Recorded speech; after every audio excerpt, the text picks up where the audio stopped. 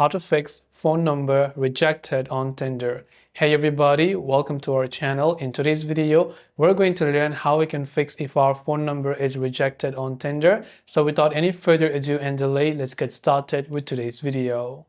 If you are getting a phone number rejected error on Tinder, it is fairly simple for us to do so. Now, whatever the reason may be that this is actually causing your account to have a banned phone number issue, this can happen for various reasons, including suspected violations of Tinder's terms of service or technical issues because they have banned or flagged your number. You can also try updating your phone number in your account settings by simply going to the gear icon from the top right hand side and trying to update with a new phone number and see if that helps you. You can use a different verification method like email or contacting Tinder support by tapping the gear icon from the top right hand side, scrolling down and going to the support section over here. So you can see help and support. Go over there and try to contact the Tinder support team. Hopefully one of these may have helped you solve the problem. If you have any questions, do feel free to leave them down below.